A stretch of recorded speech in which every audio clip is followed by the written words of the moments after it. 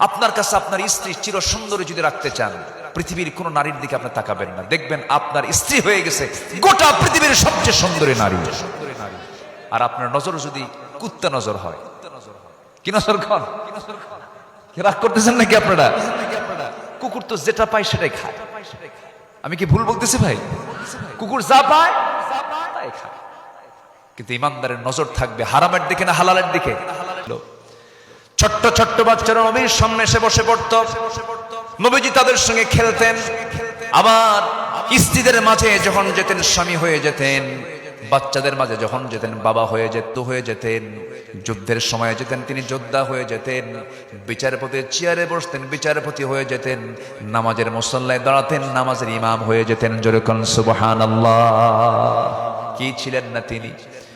আমার নবীজি একদিন এরকম বয়ান করছিলেন, হঠাৎ করে এক যুবক বসার জায়গা পায় না, বসার কোনো স্পেস পাচ্ছে না। রাসূল আলোচনা বন্ধ করে বলছেন, যুবক বসার জায়গা পাচ্ছ না কেন? আমার নবীজি নিজের গায়ের চাদরটা তার দিকে নিক্ষেপ করে বললেন, এই যে চাদর দিলাম চাদরটার উপরে তুমি বসো। যেরকম সুবহানাল্লাহ। বিশ্ব নেতা তিনি, তার কাছ থেকে বহু শিক্ষা আছে আমাদের জন্য। সবাইকে তিনি সমান চোখে দেখতেন, স্ত্রীদের মাঝে তিনি সমতা রক্ষা করেছেন। আমার নবীজি এক স্ত্রীর স্বামী না একাধিক স্ত্রীর স্বামী? একাধিক স্ত্রী কি সহজ না? এক স্ত্রী সহজ, এক স্ত্রী সহজ, একাধিক স্ত্রী লালন পালন চরম কঠিন ব্যাপার। আমাদের গ্রামে একটা প্রবাদ আছে, কাউকে যদি বিপদে ফেলে দিতে চাও চেয়ারম্যানে দাঁড়ায়া দাও, বিয়ে দুইখান করাইয়া দাও, আর ভাঙ্গা একখান গাড়ি কিনে দাও। ঠিক কিনা? এখন বলে কিনা, বলে কিনা? যদিও মুরব্বীরা কথাগুলো বলেছেন, কিছু যুক্তি থেকে যায়। আমার নবীজি সহজটা করেছেন না কঠিনটা করেছেন? কঠিনটা করেছেন, কারণ কঠিনের মধ্যেই তো সহজ থেকে যায়, সহজের মধ্যে তো কঠিন থাকেন। আল্লাহ পাক তাকে দিয়ে সব আদর্শগুলো শিখিয়ে দিয়েছেন। আমার নবীজির সামনে চার স্ত্রী, আস্তে করে নবীর সামনে সে বসে বলছেন, হুজুর একটা প্রশ্ন করব। কি প্রশ্ন? কয়জন করবা? চারজনের প্রশ্ন। কি প্রশ্ন? হুজুর আপনি সত্যি করে বলুন তো, আমাদের চারজনের মধ্যে গন্ডগোল লেগেছে।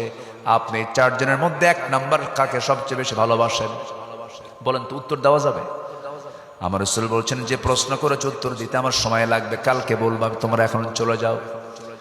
মানে তারা টের পাচ্ছে না, সবাই বলছে আমাকে বেশি ভালোবাসে, আমাকে বেশি ভালোবাসে। কেউ বলতে পারছে না আমাকে কম ভালোবাসে, সব বলছে আমাকে বেশি ভালোবাসে। রাসূল চারজনকে পাঠায় দিলেন। সন্ধ্যা হয়ে গেল, রাত হয়ে গেল, অন্ধকার যখন হয়ে গেছে, আমার নবীর স্ত্রীদের ঘরগুলো ছিল ছোট ছোট। আম্মা জান আয়েশা বলেন, শুধু আমি আয়েশা আমার ঘরে একটা কাঠের দরজা ছিল, আর বাকি সব ঘরের সামনে সালার চট ছিল।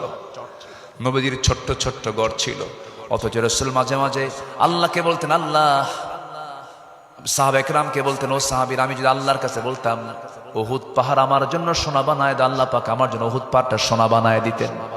শুধু এই শব্দটুকু চয়ন করেছেন। আজকে বিজ্ঞান গবেষণা করে যতটুকু আমি শুনতে পারলাম, কেউ কেউ বলছেন গোটা উহুদ পাহাড়ের নিচে টোটাল সোনা। আল্লাহু আকবার বলেন। যদি, শুধু রাসূল কি বলেছেন? যদি আল্লাহ পাক তা সোনা বানায় দিয়েছেন।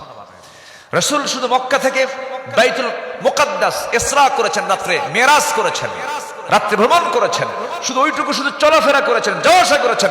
গোটা টোটাল এরিয়া জুড়ে টোটালি তেলের খনি। আল্লাহু আকবার বলেন। বারাকনা হাওলাহু লিনুরিহু মিন আয়াতিনা। আল্লাহু আকবার। আমার নবীজি, রাত হয়ে গেছে, আম্মা জান আয়েশার ঘরে গিয়ে বললেন, আয়েশা আমি তোমাকে দারুণ ভালোবাসি, এই যে দুইটা খেজুর তোমাকে দিয়ে গেলাম, এবং আমি তোমাকে দারুণ ভালোবাসি, এই কথা যেন কেউ না জানে। এরকম সেম কথা দ্বিতীয় স্ত্রী ঘরে গিয়েও একই কথা বললেন। দুইটা খেজুর দিলেন, আবার একই কথা বললেন। চার স্ত্রী ঘরে দুইটা করে মোট 8টা খেজুর দিয়ে একই কথা বলে আসলেন, শোনো এই কথা যেন কেউ না জানে। পরের দিন সকালবেলা চার স্ত্রী একসঙ্গে গিয়ে রাসূলের সামনে বলছেন, হুজুর আজকে আপনি জানাতে চেয়েছেন আপনি কাকে সবচেয়ে বেশি ভালোবাসেন। আমার নবীজি অত্যন্ত বিচক্ষণতার সাথে বললেন, আমি তাকেই সবচেয়ে বেশি ভালোবাসি যাকে লুকায় লুকায় গত রাত্রে 2টা খেজুর দিয়ে আসছি। সুবহানাল্লাহ। এটার নাম হচ্ছে হিকমত। এটার নাম কি বলেন?